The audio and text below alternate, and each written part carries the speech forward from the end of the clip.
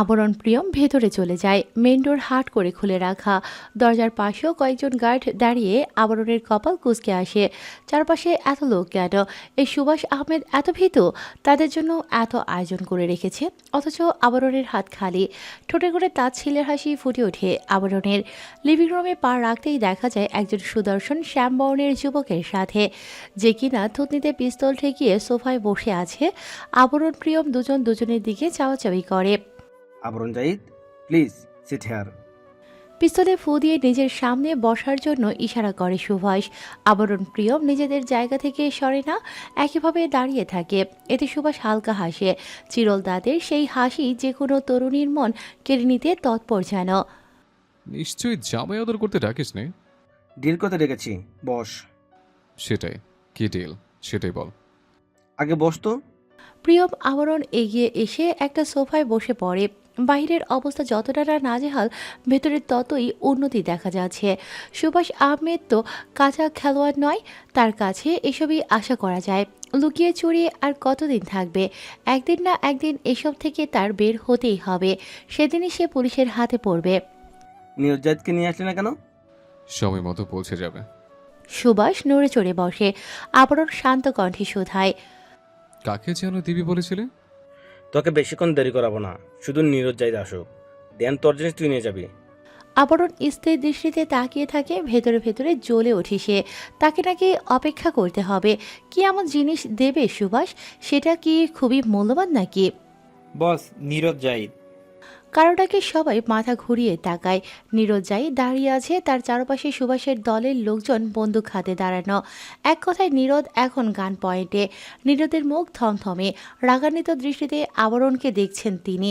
আবরণ নিজের ঘাড় সোজা করে নেয়, হামি দিয়ে বলে, নে, চলে এসেছে। নিজের মাল বুঝে নিয়ে আমাকে বিদায় কর। সুভাষ মৃদু হাসে, ফট করে উঠে দাঁড়ায়, আবরণের কাছে এগিয়ে আসে। ঠিক তার পেছনে গিয়ে দাঁড়ায়। হাতের পিস্তল আবরণের কাঁধে ছোঁয়ায় সুভাষ। প্রিয়ম সেদিকে তীক্ষ্ণ দৃষ্টিতে তাকিয়ে রয়। ওহো, মারবো না তো। তুই তোর বাপের থেকে ভালো আছিস, কি সুন্দর আমার কথা মেনে নিলি। নাটক বাদ দিয়ে কাজের কথায় আয়। আবরণের কণ্ঠে স্পষ্ট বিরক্তিকর ছাপ। কপালে ভাঁজ পড়ে আছে তার। গরমে ঘেমে কপাল বেয়ে পানি পড়ছে। ভেতরে ভেতরে উত্তেজিত সে। সুভাষ কি তাকে ঘোল খাওয়াবে? ওকে, পাঠিয়ে দে। সুভাষ চওড়া গলা পেয়ে পাশের কক্ষ থেকে বোরকা পরিহিত এক রমণী বেরিয়ে আসে। নিকাবের উপরেও পর্দা ফেলে রেখেছে। হাত মোজা, পা মোজা পরিহিত। কিছুই বোঝা যাচ্ছে না, আর না বয়স আন্দাজ করা যাচ্ছে। ওকে, বাড়ি নিয়ে যা, প্যাকেট খুলে চিনে যাবি। আই হোপ এত জলদি বলিসনি। আবরণের ভ্রু কুঁচকে আসে, নরম স্বরে বলে, আমাকে গাধা পেয়েছিস? কাকে না কাকে ধরিয়ে দিয়ে নীরজ জাহিদকে নিয়ে যাবে? সুভাষ হালকা হাসে, মেয়েটার সামনে দাঁড়িয়ে বলে। শোন, আমি খারাপ হতে পারি, তবে বিশ্বাসঘাতক নই। আবরণ হাসে, চুলে হাত বুলিয়ে বলে, ওই এক খারাপ শব্দে বাকি সব গুণ লুকিয়ে আছে। তোর কাছে আর কোনো অপশনও নেই। আবরণ ঘাড় নাড়ায়, উঠে দাঁড়ায় সোফা ছেড়ে। ঠিক আছে। মেয়েটার দিকে তাকায় আবরণ, পূর্বের ভঙ্গিমায় বলে ওঠে, ওখানে সঙ্গের মতো দাঁড়িয়ে না থেকে এদিকে আসুন। We have to go. মেয়েটা যেন কাঠের পুতুল। প্রিয়ম আগে আগে হাঁটছে, তারপর মেয়েটা, অতপর আবরণ। নীরজ জাহিদের সামনে এসে থামে আবরণ। লোকটার চোখ মুখে এক ধরনের তেজ দেখতে পায়।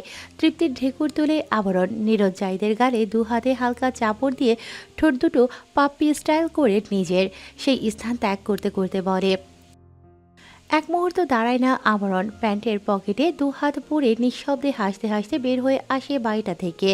সুভাষ তার কথা রাখে, কেউই আটকায় না তাদের, আর না কোনো রকম উচ্ছৃঙ্খলপূর্ণ কাজ করে। প্রিয়ম গিয়ে দরজা খুলে দিতেই মেয়েটা ভেতরে বসে যায়। একদম চুপচাপ সে। সিটের উপর বিটা বাঁকিয়ে বসে আছে। টুর শব্দ অবধি করছে না। আবরণ গাড়িতে বসে পড়ে। প্রিয়ম স্টার্ট দেয়। তাই বলে আঙ্কেলকে দিয়ে আসবি ওর হাতে? সুভাষ কি মানুষ ভালো? আবরণ সিটে গা এলিয়ে দেয়, দু ঠোঁট চওড়া করে হাসে, ঘাড় ঘুরিয়ে এক পলক তাকায় আধভাঙা বাড়িটার দিকে। বিরস কণ্ঠে বলে, Look, in 2 minutes, the half broken house will completely fall down. Priyam আশ্চর্যান্বিত দৃষ্টিতে তাকায়। ইতিমধ্যেই বাড়িটাকে সম্পূর্ণ ঘেরাও করা হয়ে গিয়েছে। ভিড়ের মধ্যে এক পলক সেজানকেও নজরে আসে তার। বিস্মিত কণ্ঠে বলে, কিন্তু আঙ্কেল তো ওদের জিম্মায়। বিরক্ত হয় আবরণ, হাত খানিক টান টান করে বলে, তুই তো মাদারচোদ কেন? কোনা চোখে তাকায় প্রিয়ম। তাদের গাড়ি ইতিমধ্যে জায়গাটা ত্যাগ করেছে, মেন রোড নিয়েছে, সাই সাই করে গাড়িটা তীব্র বেগে ছুটছে। এখানে আর এক মুহূর্তও দেরি করবে না প্রিয়ম। কে জানে আবরণ কি করে রেখেছে। কাহিনী কি সেটা বল। আবরণ হামি ছেড়ে ঘুমানোর ভান ধরে সিটে মাথা এলিয়ে দেয়, মৃদু স্বরে বলে, ওটা নীরজ জাহিদ নয়, ওদের দলের লোকই মাস বড়ি পাঠিয়েছে। লোকটার পরিবার বর্তমানে নীরজ জাহিদের জিম্মায়। তখন মেসেজে এসব লিখে পাঠিয়েছিলিস? আবরণ উত্তর দেয় না, চোখ বন্ধ করে বসে থাকে। প্রিয়ম নিজের উত্তর পেয়ে যায়। কপাল তরতর করে ঘামে তার। ভাগ্যিস সুভাষ তেমন খেয়াল করেনি, না হলে ওখানে কেল্লাফতি হয়ে যেত। আবরণ চট করে চোখ খুলে ঘাড় বাঁকিয়ে ব্যাক সিটে তাকায়। মেয়েটা এখনো ঠায় বসে আছে। বিরক্ত হয় সে, কপাল কুঁচকে আসে, তেতো কণ্ঠে শোধায়, আর কতক্ষণ ছ্যাবলা মেরে বসে থাকবেন আন্টি? কিছু অন্তত বলুন, আপনাকে আমি চিনি। ওপাশ থেকে উত্তর আসে না। আবরণ প্রচুর বিরক্ত হয়, তার ধৈর্যের বাঁধ যেন ভাঙে। কিরমির করে বলে, আপনি আবার কার নমুনা? এটা কি সুভাষ আহমেদ আমার ঘাড়ে চাপিয়ে দিয়ে আমার শিকার কেড়ে নেওয়ার পায়তারা করছিল? আমাকে কি বোকাচন্দ্র পেয়েছ? মেয়েটা তবুও চুপ। প্রিয়মও ফন্ট মিররে একটু পরপর তাকাচ্ছে মেয়েটার দিকে। আবরণ হাসকি স্বরে বলে, এ মাতারি, নামটা অন্তত বলো, নাহলে মাদ্রাসা নামিয়ে দিয়ে চলে যাব। সুভাষ আহমেদ এসে তোর কেল্লা ফতে করে দেবে। পড়ার টেবিলে মাথা চেপে বসে আছে শ্রেয়না। তার বিছানায় গোল হয়ে মিরাব, সানি, রুহি বসে আছে। শ্রেয়া এখন স্কুলে। কানাডার রাস্তায় মিরাব সানির কথোপকথন নিয়ে প্রশ্ন তুলেছিল শ্রেয়না। আবরণের এমন বদমেজাজি হবার কারণ কি তারা দুজন অবশ্যই জানে। অনেক জোরাজুরি করেছে শ্রেয়না। এমনিতেই মিরাব সানির পেট ফুলে ঢোল হয়েছিল। সেথায় শ্রেয়নার কিছু বাড়ি পড়াতে ঠাসঠুস করে মুখ খুলে যায় তাদের। সব কিছু খুলে বলে শ্রেয়নাকে। সে থেকে তবদা খেয়ে বসে আছে শ্রেয়না। ছোট ছোট চুলগুলো দুলছে টেবিলের উপর। চোখ বারবার ঝাপসা হয়ে আসে, মুছেও কাজ হয় না। অগত্যা চোখে আর হাত দেয় না শ্রেয়না। মাথার দুপাশ চেপে ধরে নির্বিকার ভঙ্গিতে বসে রয়। এই নীরজ জাহিদের হয়ে সারা রাত দিন কাজ করেছে সেজান।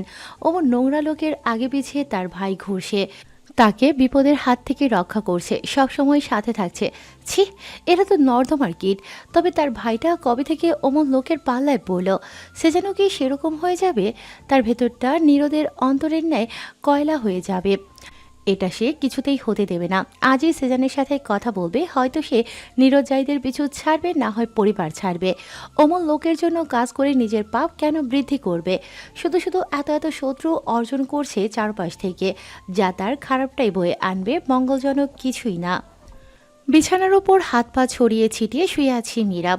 তার বাহুতে মাথা ঠেকিয়ে রেখেছে সানি। রুহি বিছানার কোণ ঘেঁষে বসে আছে। শ্রেয়না আবরণের পড়ার টেবিলের চেয়ারে হেলান দিয়ে বসে আছে। সকলের মাথাসহ মগজ চক্রাকারে ঘুরছে এক প্রকার। ভনভন শব্দ হচ্ছে যেন। প্রিয়ম টেবিলের ওপর পা উঠিয়ে গোল হয়ে বসে আছে। গালে তার হাত। আবরণ মেঝেতে বসে এক আঙ্গুলের সাহায্যে কপাল দুলছে। তার থেকে কিছুটা দূরে কাউচের উপর মিশান নামক মহিলাটি বসে আছে। মাথা তার নিচু, মুখভঙ্গি গম্ভীর। শ্রেয়না এক পলক তাকায় মিশানের দিকে। এখন তার বয়স হওয়ার কথা 32। হ্যাঁ, 32ই তো। আবরণের যখন 6 বছর ছিল, মিশানের বয়স ছিল 15 বছর। আবরণ জাহিদের দেশ চলছে, সেই অনুযায়ী মিশানের বয়স 32 হবারই কথা। কিন্তু মিশানকে এখনও তরুণী দেখাচ্ছে। চামড়ায় ভাঁজ পড়েনি, ধবধবে ফর্সা গায়ের রং। রক্তলাল বর্ণের ঠোঁট, একদম লালও না। ঠোঁটের এমন কড়া রং শ্রেয়না খুব কমই দেখেছে। বলা যায় সে আর দেখেইনি। চোখের মণি গাঢ় বাদামি বর্ণের। চিকন ভ্রুজোড়া অতি কৃষ্ণ বর্ণেরও নয়, আবার সাদাও নয়, মানানসই। শ্রেয়নার কাছে চমৎকার লাগলো মিশানকে। কার বয়স 32 হলেই কি সে বুড়ি হয়ে যায়? হয় না তো। এ যে তার সম্মুখে বসে থাকা মিশান তাহিয়ার, তাকে বয়স্ক লাগছে না। সুভাষ আহমেদ খাতের যত্নের কমতি রাখেনি বোঝাই যাচ্ছে। মিশানকে দেখে মনে হচ্ছে না সে কোনো রকম কষ্টের মধ্যে ছিল। আপনি সত্যি আবরণের খালা মিশেন তো? আমার বিশ্বাস হচ্ছে না। সানির কথায় মিশান খানিক নড়ে চড়ে বসে, কারোর দিকে তাকায় না। তার দৃষ্টি যায় অদূরে মাথা নিচু করে বসে থাকা নাদোষ নদোষ ছেলেটার দিকে। টাইলসের কিছু একটা খুঁজছে হয়তো। কি খুঁজবে? নজর লুকানোর চেষ্টা। আবরণ? আবরণের শরীর কারেন্টের শক লাগার মতো কেঁপে উঠল। শক্ত হস্তে চেপে ধরল প্যান্টের কিছু অংশ, মাথা নিচু অবস্থায় চোখ বুজে নিল। কেন যেন মিশানের মুখে তার নাম সহ্য হচ্ছে না, সবকিছু ধ্বংস করে দিতে ইচ্ছে করছে। এমন অনুভূতি কেন হচ্ছে? এতদিন মিশান জীবিত থাকা সত্ত্বেও তার খোঁজ পায়নি আবরণ, এজন্য রাগ লাগছে। এতগুলো বছর মাতৃত্বের ছায়া থেকে বঞ্চিত ছিল আবরণ। শত শত রাত না ঘুমিয়ে বালিশ ভিজিয়ে কাটিয়েছে। মিশন তো জীবিত ছিল না, আবরণ কেন খোঁজ পায়নি তবে? এদিকে এসো। আবরণ নড়ে না, সবার দৃষ্টি তার দিকেই। পাথরের মতো বসে আছে সে, যেন একটু নড়াচড়া করলেই আস্ত ছাদ তার মাথায় ভেঙে পড়বে। মিশন কোমল কণ্ঠে পুনরায় ডেকে ওঠে, আবরণ জাইদ, ডাকছি আমি। আবরণ চোখ তুলে তাকায়, পুনরায় দৃষ্টি নামিয়ে নেয়। তার বড় বড় পাপড়ির দিকে লক্ষ্য করলে বোঝা যায় পাপড়িগুলো ভিজে জবজবে হয়ে আছে। শ্রেয়না শুকনো ঢোক গিলে হাতের ভাঁজে ওনা নিয়ে চেপে ধরে। তার বুকের ভেতর কিছু একটা মোচড়ামুচড়ি করছে, বের হতে চাচ্ছে। আবরণ এমন কেন করছে?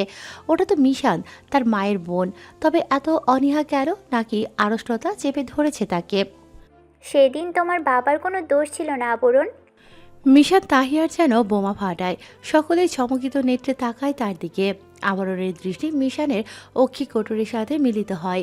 মিশান লক্ষ্য করে আবরণের গলধকরণ করা সেই শুকনো ঢোক। কিছুক্ষণ সময় নেয় মিশান। শ্রেয়না টেবিল ক্লথ শক্ত করে চেপে ধরে, বিস্মিত নেত্রে তাকায় মিশানের দিকে। তোমার চাচু নিবিড় জাইদ।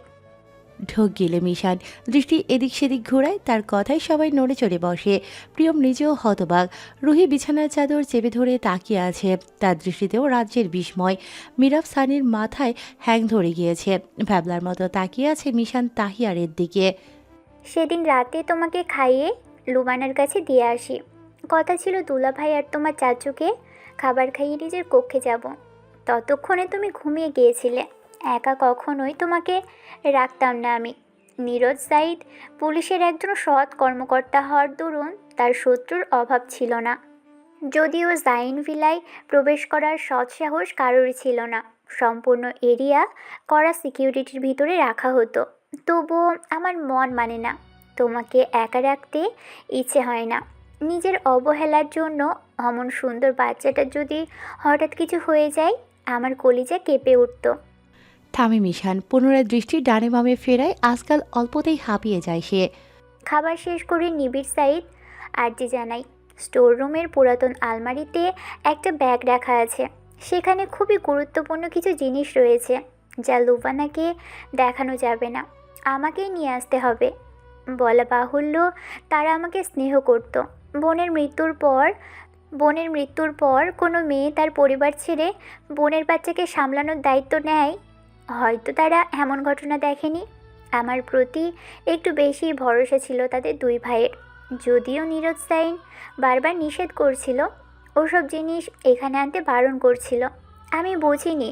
নিবিড় সাইদ কথায় হন্তদন্ত হয়ে ছুটে যায় স্টোর রুমে এবং ভারী ব্যাগটা আলগোছে বের করে আনি। নিবিড় সাইদের হাতে ব্যাগটা দিতেই সে চমড়া হাসে। বাহিরে ততক্ষণে তাণ্ডব শুরু হয়। অনেক ঝড় ছিল সে রাতে। নিবিড় সাইদ একের পর এক গ্লাস ফাঁকা করতে থাকে। সেখানে মদ ছিল, দামি ব্র্যান্ডের। অল্পতেই মাথা ধরে যাবার জোগাড়। নীরজ জাইন আমার দিকে তাকিয়ে ইতস্তত করছিল। আমি বুঝিনি, তবে মদের গন্ধে গা গুলিয়ে আসছিল। আমাকে নীরজ জাইন কক্ষে চলে যেতে বলে। আমিও লুবানার ঘরের দিকে পা বাড়াই। সেখানে গিয়ে আবরণের সাথে শুয়ে থাকি। ঝড়ে আমি প্রচুর ভয় পাই, ফোবিয়া আছে বলা যায়। লুবানা নিজেও ঘুমে বিভোর। গভীর রাত হয়ে যায়, তবুও নিবিড় সাইদ কক্ষে আসে না। আমি সেই উদ্দেশ্যেই ছিলাম। সে ঘরে এলে আবরণকে নিয়ে বের হয়ে যাব। না হলে দুলা ভাইকে বলবো তারা দুই ভাই যেন একসাথে থাকে। রোদ তখন অত বড় না, 10 কি 11 বছরের, খেয়াল নেই। সময় যত গড়ায় বাইরে ঝড় তীব্র থেকে তীব্রতর হয়। আবহাওয়া অনেক খারাপ করছিল।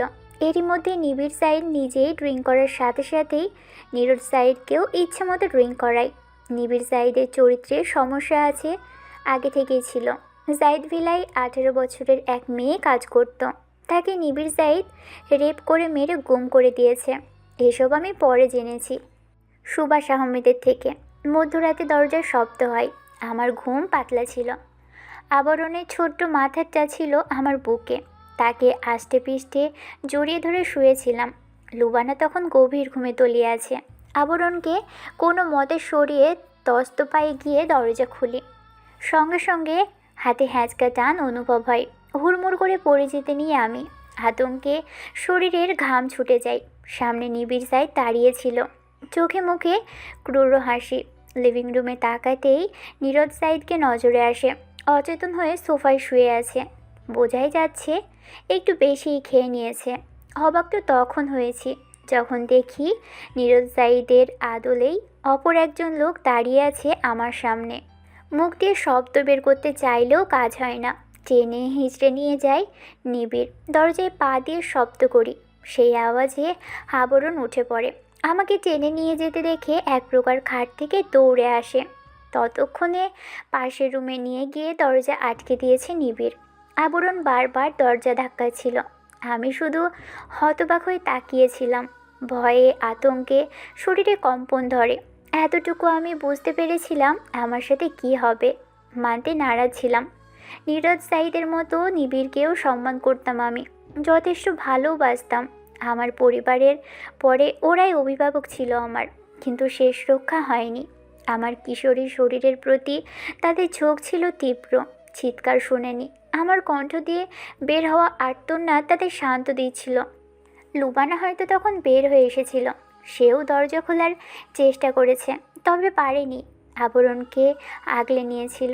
লুবানার আওয়াজ শুনেছিলাম আমি। নীরজ সাইদকে বারবার ডাকছিল, কিন্তু আবরণের কণ্ঠ শুনিনি। ছেলেটা তীব্র ভয়ে জ্ঞান হারিয়েছিল কিছু সময়ের জন্য। তার মিশানুর কেন কান্না করছে ভিতরে? তাকে কি মারছে বাবা চাচু, কষ্ট দিচ্ছে? অল্পতেই জ্ঞান হারায় আবরণ। ছোটবেলায় এটা তার একরকম অভ্যেস ছিল বলা যায়। দুজনের কাছে 5 থেকে 6 বারের মতো রেপ হয়। আর কিছুদিন পরই হয়তো শ্বাস চলে যাবে। আমি প্রায় অচেতন। তারা ভাবে নিঃশ্বাস বন্ধ হয়ে আসছে। এখনই সময়, এটাকেও গুম করে দেওয়া হোক। চাদরে মুড়িয়ে আমাকে নিয়ে বের হয় তারা। লুবানা তখন আবরণকে নিয়ে নিজের রুমের দরজার সামনে দাঁড়িয়েছিল। নিভু নিভু দৃষ্টিতে তাকিয়েছিল আবরণ। ঘোলাটে চোখে আর কিছু দেখতে পায়নি। কাঁদছিল ছেলেটা, বারবার মা বলে ডাকছিল। আমি বেশিক্ষণ তাকিয়ে থাকতে পারিনি। নীরজ জাইন সোফায় শুয়েছিল। আবরণের দৃষ্টিতে পড়েনি। যেখানে তার বাবা চাচা মিশানুরকে নিয়ে যাচ্ছে, সেখানে সোফায় কে শুয়ে আছে সে কেন দেখতে যাবে? ও তো ছোট মাথায়, অতটুকু বুদ্ধি কি ছিল তখন? আমি বেঁচেছি, আমার হায়াত ছিল। তারা আমায় রাতের অন্ধকারে ব্রিজ থেকে নদীতে ফেলে দেয়। সুভাষ আহমেদের আব্বু আমাকে বাঁচায়। তিনি নিজেও একজন মস্ত বড় মাফিয়া ছিলেন। রাতে কারোর মার্ডার শেষে নৌকা দিয়ে নদী পার হচ্ছিলেন। রাস্তা তার জন্য সেফ না। তখন হাওয়াও কমেছিল, তবে বৃষ্টি ছিল প্রচুর। উপর থেকে ভালোভাবে কিছু দেখে না নিবিড়। চলতে চলতে চলে গিয়েছিল হয়তো। আমাকে তুলে নিয়েছিলেন মিস্টার শরৎ আহমেদ। হসপিটালের সকলের অলক্ষ্যে ট্রিটমেন্ট করিয়েছেন। নিজের মেয়ের মতো বড় করেছেন। আমি কত চেয়েছি, কত রাত তোর পেয়েছি। কারেন্টের শকও দেওয়া হয়েছিল আমায়। অবস্থা খুবই খারাপ ছিল। কয়েক বছর মানসিক ডিসঅর্ডারে ভুগেছি। যখন ঠিক হয়ে এসেছিলাম, সবসময় আবরণের নাম জপ করতাম। এতটা বছর আবরণকে আমি দেখে এসেছি, আবরণ আমায় দেখেনি। কি করে না দেখে থাকতে পারি আমি? মায়ের মন কি মানে? পরের দিন নীরজ জাইদ সব ঘটনা শুনে লুবানা থেকে। আবরণ তখন জ্বরে বেঘরে পড়ে আছে নিজের কক্ষে। নীরজ জাইদরা মোট 3 ভাই ছিল। নীরদ এবং অনুপম ছিল যমজ। সবার বড় নিবিড়। অনুপমের চরিত্রের সমস্যা ছিল, সেই সাথে বিভিন্ন অকাজে লিপ্ত থাকত সর্বদাই। তাকে ত্যায্য পুত্র করা হয়েছিল। এরপরেও নিবিড় এবং নীরদ ভাইয়ের প্রতি আন্তরিকতা কমাতে পারেনি। তারা ভেবেছিল এসব ঘটনা নীরদ জানলে কিছু হবে না। সে তো ভাই বলতে পাগল। আবেগের বশে নিজেদের সব কুকর্মের কথা স্বীকার করে। সেই সাথে আগে যা করেছিল সব কিছু। না হলে পুলিশের ঝামেলায় পড়তে হবে। মিশান তাহিয়ার হঠাৎ কোথায় হাওয়া হলো? নীরজ জাইদ নিজেকে সামলাতে পারেনি। সেখানেই অনুপম জাইদের জীবনের ইতি ঘটিয়ে দেয়। নিবিড় জাইদ স্তম্ভিত হন। তৎক্ষণাৎ স্ত্রী সন্তান নিয়ে সুদূর কানাডায় পাড়ি জমান আর ফিরে আসেননি বাংলাদেশে। আগে নীরজ জাইন সেখানেই থাকতেন। এরপর আর কখনো একবারের জন্য ঘুরতে যায়নি কানাডা। পাকাপোক্তভাবে বাংলাদেশেই সেটেলড হলেন। আর আবরণ জাইদ বাবা রূপী কাকাকেও এতদিন নীরজ জাইন ভেবে এসেছে। আবার আমার খুব আফসোস হতো, নীরজ জাইদ একা একা তোর পেয়েছে। আফসোস সেও করেছে। কেন এতটা মদের নেশায় ডুবেছিল তিনি? নিজের ভাইদের সম্পর্কে তো তার সামান্য হলেও ধারণা ছিল। তিনি ভাবতে পারেননি মিশান তাহিয়ারের সাথে এমনটা হবে। নিজেকে ধিক্কার দিত, অপরাধ বোধে ভুগত। আমি দূর থেকে দেখতাম তাদের এই হাহাকার। একজন বাবাকে মনে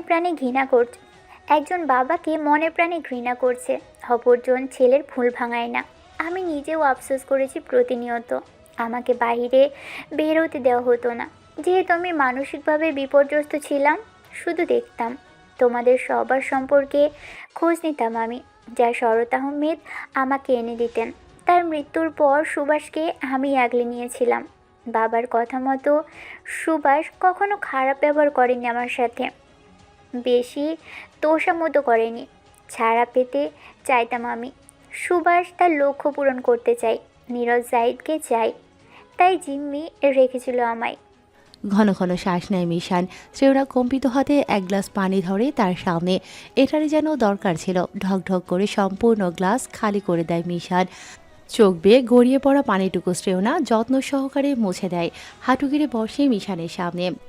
গ্লাসটা ফ্লোরের উপর রেখে দুহাত আঁকড়ে ধরে মিশানের। তার চোখেও ছলছল করছে, ঠোঁট ভেঙে আসে। মিশান তাহিয়ার হালকা হাসে, চেপে ধরে শ্রেয়নার হাত। বুকে ছলাৎ করে ওঠে শ্রেয়নার। মিশানের কোলে মুখ চেপে হু হু করে কেঁদে ওঠে। মিশানের চোখ বেয়ে পানি পড়ছে। তার দৃষ্টি যায় আবরণের দিকে। ছেলেটা এখনও আগের ন্যায় বসে আছে, শুকনো টাইলসের উপর ভেজা, অর্থাৎ পানির ছাপ। আবরণ জাইদ কি তবে কাঁদল? এবার অপরাধ বোধ বুঝি তাকে জাপটে ধরেছে। মিশান শ্রেয়নার মুখ আজলে ভরে নেয়, হালকা ঝুঁকি চুমু খায় তার কপালে, চোখের পানি মুছে দেয়। শ্রেয়না তখনও অনবরত নাক টেনে যাচ্ছে, হেসকি উঠে গিয়েছে তার। মিশান তাহিয়ারের জন্য তার মায়া হচ্ছে। বুক ফেটে কান্না আসে, চিৎকার করে কাঁদতে ইচ্ছে করছে। এই মেয়ে, আবরণ জাইদের বউ হবে তুমি? কথায় কথায় ফ্যাচ ফ্যাচ করে কাঁদলে বাচ্চা ছেলেটাকে কে সামলাবে শুনি? শ্রেয়না প্রতিউত্তর করে না, মাথা নিচু করে কেটে যাচ্ছে। মেয়েটার পাগলামিতে মিশানের হাসি পায়। মিরাব, সানি ও প্রিয়মের দৃষ্টি নিচু, তাদের চোখ বেয়েও কয়েক ফোঁটা তরল গড়িয়ে পড়েছে। রুহি শাড়ির আঁচলে মুখ চেপে নিঃশব্দে কেঁদে যাচ্ছে। ইস, সেও তো না বুঝে আবেগের বশে শ্রেয়নার সাথে এমন একটা নিকৃষ্ট কাজ করতে বসেছিল। ছি, পুরনো অপরাধবোধ পুনরায় মাথা চাড়া দিয়ে ওঠে তার। সকলের অলক্ষ্যে মৃদু পায়ে বের হয়ে আসে মিরাবদের ফ্ল্যাট থেকে। কিচ্ছু ভালো লাগছে না, দম বন্ধ লাগছে। একটু হাওয়া খেতে না পারলে বুঝি দম বেরিয়ে যাবে। শ্রেয়নার কপালে আরেকটা চুমু খায় মিশান, গালে হাত দিয়ে ভরসা দেয় তাকে। এরপর নিচে উঠে দাঁড়ায়, আবরণের দিকে এগিয়ে যায়। আবরণ যেন নিজেকে গুটিয়ে নিতে চাচ্ছে। কেন চাচ্ছে? এর উত্তর আবরণের কাছে কি আদৌ আছে? হাঁটু গেড়ে বসে মিশান, আবরণের হাত চেপে ধরে। ঠান্ডা হয়ে আসে হাতটা, ভেতরটা ছ্যাদ করে ওঠে মিশানের। আদুরে গলায় ডেকে ওঠে মিশান। ছোট্ট আবরণ এত বড় হয়ে গেল। মানছি আমি তোমার সঙ্গ দিতে পারিনি। এত বড় হয়ে গেলে খালামণির দিকে তাকাতে অবধি হিমশিম খাচ্ছ। আবরণ এদিক সেদিক তাকিয়ে পলক ফেলে, কম্পিত কণ্ঠে বলে, অনেক দিন কি এভাবে বলেনি তো? চেনা মুখ, বহু বছর যাবত দেখিনি, তাই। কথা শেষ করতে পারে না আবরণ। গলার কাছে কিছু একটা আটকে আসে। মিশানের মুখের দিকে তাকায় সে। এটাই তো সেই মুখ। আবরণের কাছে যেন একটুও পরিবর্তন ঠেকছে না। পরিচিত সেই মুখটা। এই চেহারা এক মুহূর্তের জন্য না দেখলেই তো তার চিৎকারে জাইদ ভিলায় টেকা যেত না। এত বছর এই মানবীর থেকে কি করে দূরে থাকলো আবরণ? আবরণের ভেতরের অবস্থা বুঝতে পারে মিশান। ঝুঁকে গিয়ে স্নেহের চুমু খায় তার মাথায়। আবরণ এক মুহূর্তের সময় নেয় না, ঝাঁপিয়ে পড়ে মিশানের বক্ষে। চুপচাপ পড়ে থাকে সেথায়। মিশান চওড়া হাসে, তার অস্ত্র জোড়াও তীর তীর করে কাঁপছে। চোখে পানি টলমলো করছে, যা ইতিমধ্যে গাল বেয়ে গড়িয়ে পড়ছে। ঠোঁট চেপে ধরে আবরণের মাথায়, চুলের ভাঁজে হাত ঢুকিয়ে দেয় মিশান। নরম স্বরে বলে, আমার বাচ্চা, কতদিন দেখি না তোকে, ছুতে পারি না। সামনাসামনি না দেখলে, সামান্য না ছুঁয়ে বুঝি মন ভরে? সোনা আমার। এ পর্যায়ে আবরণের শরীর ঝাঁকি দিয়ে ওঠে, নাক ঘষে মিশানের বাহুতে শ্বাস টেনে বলে। মামা স্মেল আসছে তোমার শরীর থেকে। বলতে বলতে কণ্ঠ রোধ হয়ে আসে আবরণের। বুকে ভারী কিছু অনুভব করে মিশান। মুখ চিরে দীর্ঘশ্বাস ফেলে, উপরের দিকে তাকিয়ে কিছু সময় উপর আলার কাছে কৃতজ্ঞতা জ্ঞাপন করে। পুনরায় হাত বুলিয়ে দেয় আবরণের চুলে। শ্রেয়না সেদিকে একদৃষ্টিতে তাকিয়ে থেকে বের হয়ে আসে সেখান থেকে। দৌড়ে নিজেদের ফ্ল্যাটে আসে, দরজা চাপিয়ে রাখা, হয়তো রুহি রেখেছে। সরাসরি রুহির কক্ষে প্রবেশ করে। দেয়ালে ঠেস দিয়ে কান্নায় ভেঙে পড়েছে রুহি। শ্রেয়না সেদিকে হতভম্ব নেড়ে তাকিয়ে থাকে। গায়ের ওড়নার এক পাশ মাটির সাথে ঘেঁষে আছে, আর একটু হলেই বুঝি পড়ে যাবে। হলো তাই। আরও দু কদম এগোতেই ওড়নাটা খুলে পড়ে গেল। রুহি শ্রেয়নাকে দেখে আরও যেন কাঁদল, দুহাত বাড়িয়ে দিয়ে বলে উঠল। আর বাচ্চা, তোমার সাথে বড় অন্যায় করে ফেলেছি শ্রেয়না। একজন মা বাবা হওয়ার যোগ্যতা কি আদৌ আমার মধ্যে আছে? শ্রেয়না এক প্রকার ঝাঁপিয়ে পড়ে রুহির বুকে, মুখ গুজে নিজেও কেঁদে দেয়। তার মা বাবা মারা যাবার পর সেজানের সাথে সাথে রুহিও তাদের খেয়াল রেখেছে, এতটুকু কমতি রাখেনি। কি করে ভুলে যাবে সেই অবদান? শ্রেয়না আলম কি এতই অকৃতজ্ঞ? সে কারো মাতৃত্বকে ভুলে যাবে? মায়েরা তো ভুল করে, তুমি আমাদের দু বোনের মা। তোমার ভুলগুলো ভুল নয়, আমাদের জন্য উপদেশ। নিজেকে কখনো ছোট করে দেখবে না। যা হয়েছে ভুলে যাও। শয়তান প্ররোচনায় ফেলেছিল তোমায়। আমরা তোমার বাচ্চা, তুমিই তো আমার আর শ্রেয়ার মা। এভাবেই আগলে রেখো সবসময়, সকল বিপদ থেকে তুমি আর ভাইয়া মিলে। আমরা খুব ভালোবাসি তোমায়, খুব খুব। শক্ত হয়ে একে অপরকে চেপে ধরল রুহি শ্রেয়না, যেন দুজনের ভেতর দুজন ঢুকে যাবে। ফুপিয়ে ওঠে দুজনেই। সুভাষকে বহু কষ্টে ধরেছে সেজান এবং তার টিম। এতে ক্ষতিও হয়েছে, কয়েকজন মারাও গিয়েছে, কেউ বা গুরুতর আঘাত পেয়ে হসপিটালে ভর্তি। তার কপালেও আঘাত লেগেছে। তীব্র মাথা ব্যথা নিয়ে বাড়ি ফিরেছে সেজান।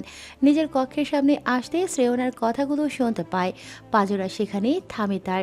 চোখে পানি চলে আসে, বক্ষস্থলে ঠান্ডা বাতাস বয়ে যায়, সেই সাথে বুকটাও কাঁপে। কপাল চেপে একরকম পা টেনে সেখান থেকে চলে আসে, মাথা চেপে ধরে সোফায় ধপ করে বসে পড়ে।